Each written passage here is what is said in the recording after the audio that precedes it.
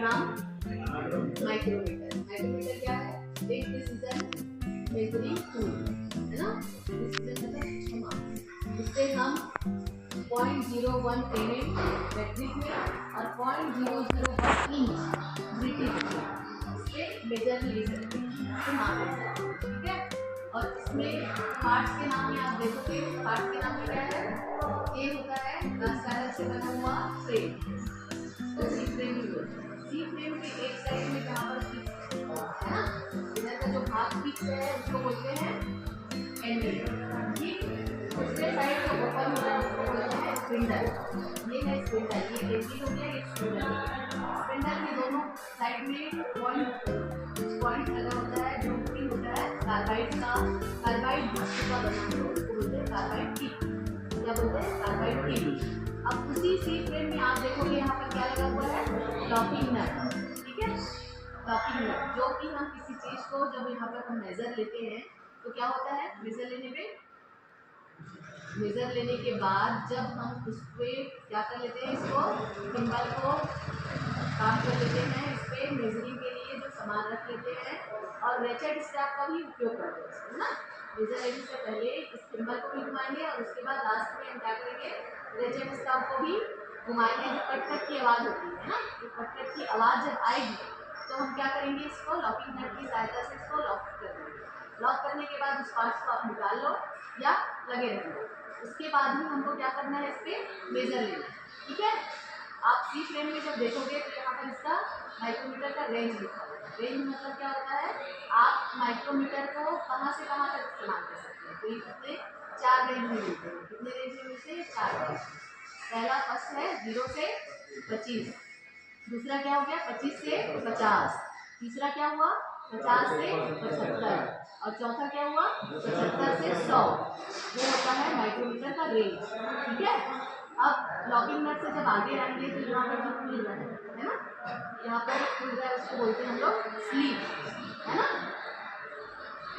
Frame के आगे जो भाग है, फ्रेम के आगे जो ये जो दिख रहा है वो क्या है?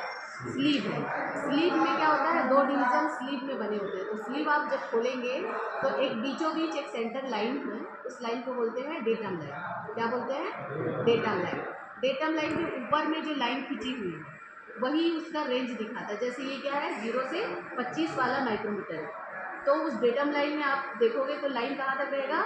0 से लेके 25 तक ही रहेगा, 25 के उस पार नहीं जाएगा। समझ में आ रहा है ना? रेंज जो है मेन स्केल या मेन लाइन क्या है?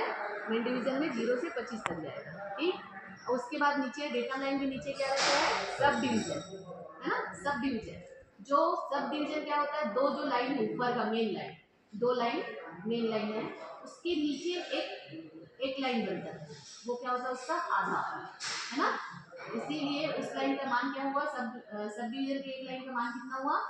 आधा, मतलब है ना। ऊपर का एक लाइन एक mm हो गया, है ना। ऊपर में जो लाइन खींची हुई है मेन डिवीजन का, एक लाइन का मान हुआ 1 mm। अब 1 mm को आधा में बांट दोगे तो कितना हुआ? 0.5, मतलब उसका आधा।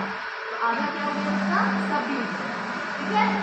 अब सब डिवीजन और मेन डिवीजन समझ गए। डेटम लाइन से ऊपर मेन डिवीजन, नीचे सब डिवीजन।